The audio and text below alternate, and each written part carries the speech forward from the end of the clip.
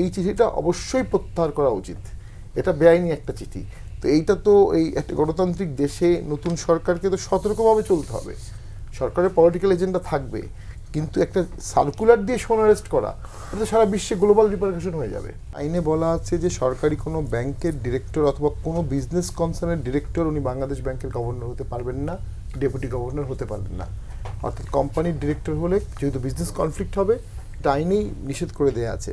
আরেকটা হচ্ছে কারো যদি ডিফল্ট ডিউজ থাকে, আমরা দেখেছি পত্রিকার সময় ওনার ডিফল্ট ডিউজ ছিল, উনি এটা রিশিডিউল করেছে, কিন্তু রিশিডিউল করার আগ পর্যন্ত কিন্তু ডিফল্ট ডিউজ ছিল। তো সেটা একটা ইস্যু আছে, সাসপেন্ডেড পেমেন্টের ইস্যু থাকতে পারে সেখানে।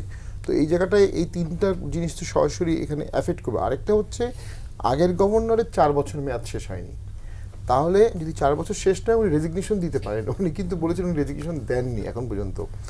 রেজিগনেশন না দিলে কি হবে, তাকে সরানোর ক্ষেত্রে তাকে ইনক্যাপাবল করতে হবে, অথবা তাকে ব্রিচ অফ ট্রাস্ট দেখাতে হবে, অথবা তাকে ডিসকোয়ালিফাই করতে হবে। ফর্মালি অফিস নোটিশ লিখতে হবে উনি অন্যায় করেছেন, মিসকন্ডাক্ট করেছেন, মোরাল টার্পিচুড করেছেন, অথবা কোনো ডিসকোয়ালিফিকেশনে পড়েছেন, অথবা এমপি হয়েছেন। তো এইটা কিভাবে ফাইলে হ্যান্ডেল করবে আই ডোন্ট নো। এখানে একটা বিশাল গোজামিল দিয়েই করতে হবে এটা মনে হচ্ছে। এখন ইলেকটেড গভর্নমেন্ট এসে নতুন অ্যাডমিনিস্ট্রেটর টেম্পোরারি দিতেই পারে, তবে এটা যদি লম্বা সময় অ্যাডমিনিস্ট্রেটর দিয়ে চালানো হয় তাহলে জনগণের অ্যাসপিরেশন নষ্ট হবে এবং আইনগুলোর অ্যাসপিরেশন নষ্ট হবে। সমস্যা হচ্ছে যে এগুলো কোনোটাকে বেআইনি বলা যাবে না। আগের সরকার এগুলো নিজের মতো করে আইন করেছে। এই আইনগুলো যখন পার্লামেন্টে ছিল, তখন আমি পার্লামেন্টে ছিলাম, তখন আমরা বলেছিলাম যে আইনগুলো করাই হচ্ছে রক্তক্ষরণের আইন, জনপ্রতিনিধিকে বাদ দিয়ে সেখানে অ্যাডমিনিস্ট্রেটর বসানো হবে। তো এখন যাদেরকে বসানো হয়েছে তাদেরকে শুভেচ্ছা, কারণ একটা ট্রানজিশনে আমরা আছি, কিন্তু কতদিন, এটা একটা পলিটিক্যাল স্টেটমেন্ট হয়তো সংসদে গেলে স্থানীয় সরকার মন্ত্রী বলবেন বা মাননীয় প্রধানমন্ত্রী বলবেন, তাকে বলতে হবে যে আমি অ্যাডমিনিস্ট্রেটর দিয়েছি কিন্তু আমি এতদিনের মধ্যে ভোট দিব। ভোট না দিলে যেটা হচ্ছে যে এই দায়বদ্ধতার জায়গাটা কোথা থেকে আসবে? যারা অ্যাডমিনিস্ট্রেটর তারা তো কেউ ইলেক্টেড না, তারা আজকে অ্যাডমিনিস্ট্রেটর আছে, কালকে থাকবে না।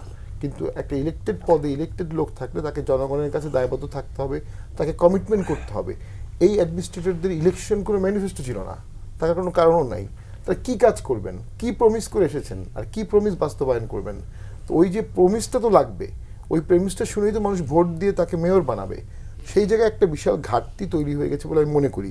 আরেকটা বিষয় আমি একটু বলবো, রাজশাহীর ডিআইজি সাহেব একটা সার্কুলার দিয়েছেন, আটারলি আনকনস্টিটিউশনাল, আটারলি ইললিগাল। উনি বলেছেন নিষিদ্ধ সংগঠনের কেউ যদি জামিন পায়, জামিন পাওয়ার পরে উনি যদি সংগঠনের তৎপরতা করতে থাকেন, তাকে সোন অ্যারেস্ট দেখাইতে হইবে।